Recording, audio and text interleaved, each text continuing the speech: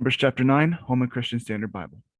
In the first month of the second year after their departure from the land of Egypt, the Lord told Moses in the wilderness of Sinai, the Israelites are to observe the Passover at its appointed time.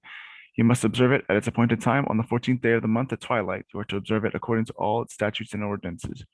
So Moses told the Israelites to observe the Passover, and when they observed it on the first month, on the 14th day at twilight in the wilderness of Sinai, the Israelites did everything as the Lord had commanded Moses. But there were some men who were unclean because of a human corpse, so they could not observe the Passover on that day. The men came before Moses and Aaron that same day and said to him, we are unclean because of a human corpse. Why shall we be excluded from presenting the Lord's offering at its appointed time with the other Israelites? Moses replied to them, wait here until I hear what the Lord commands you. Then the Lord spoke to Moses, tell the Israelites, when any one of you or your descendants is unclean because of a corpse or is on a distant journey, he may still observe the Passover to the Lord. Such people are to observe it in the second month, on the 14th day at twilight. They are to eat the animal with unleavened bread and bitter herbs. They may not leave any of it until morning or break any of its bones. They must observe the Passover according to its statutes. But the man who is ceremonially clean is not on a journey and yet fails to observe the Passover is to be cut off from his people, because he did not present the Lord's offering at its appointed time. The man will bear the consequences of his sin. If a foreigner resides with you and wants to observe the Passover to the Lord, he is to do so according to the Passover statute and its ordinances. You are to apply the same statute both to the foreign resident and the native of the land.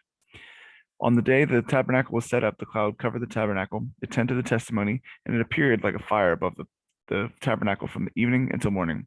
It remained that way continuously. The cloud would cover it, appearing like fire at night. Whenever the cloud was lifted up above the tent, the Israelites would set out. At the place where the cloud stopped, the Israelites camped.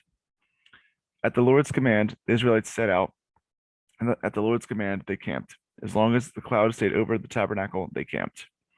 Even when the cloud stayed over the tabernacle many days, the Israelites carried out the Lord's requirement and did not set out. Sometimes the cloud remained over the tabernacle only for a few days.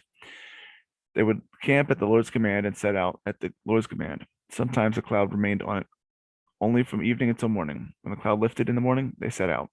Or if it remained a day and a night, they moved out when the cloud lifted. Whether it was 2 days, a month, or longer, the Israelites camped and did not set out as long as the cloud stayed over the tabernacle. But when it was lifted, they set out. They camped at the Lord's command, and they set out at the Lord's command. They carried out the Lord's requirement according to his command through Moses.